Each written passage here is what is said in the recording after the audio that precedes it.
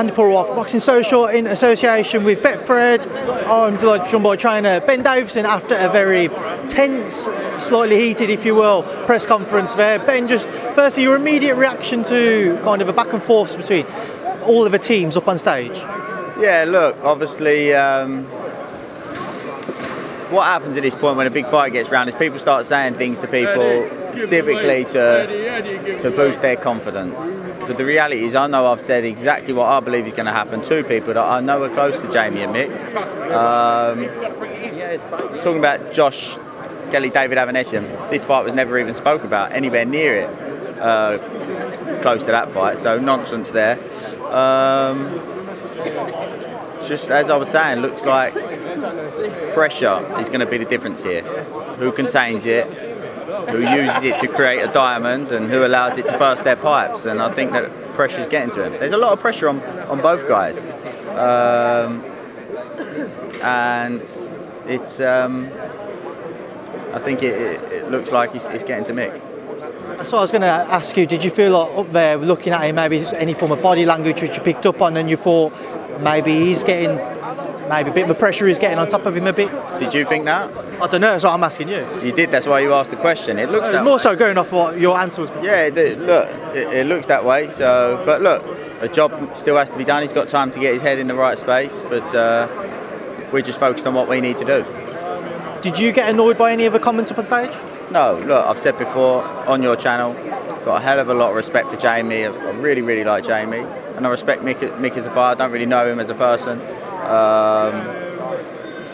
And look, we've got a job to do. You said on stage you're backing Leigh to stop Michael Conlan, and you're not relying on it, but you expect him to do so. Talk to me about that. Are you putting pressure on Leigh to do so going into that fight? No, because as I said before, it's not based on Leigh's power. It's based on what Leigh will be doing in the fight. I believe we'll create a scenario where Leigh will be able to stop Mick.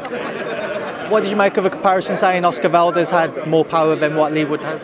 Look, what I know of experience of fighters that have been in big fights against big punchers, they have it prepared to be, this guy is a devastating puncher, not, oh, he doesn't hit as hard as so-and-so.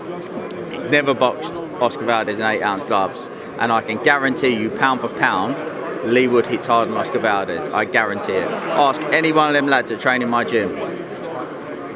Why do you think it is nobody else seems to kind of pick up on Leigh's power? The way he was boxing before,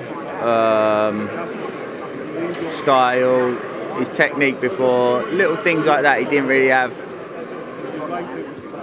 He didn't really maximise his ability of that, but obviously we've made that adjustment now, and even more so from Reece Mould to Cantu, from Cantu to this fight, you'll see it even more. There'll be a big adjustment in his style from those fights.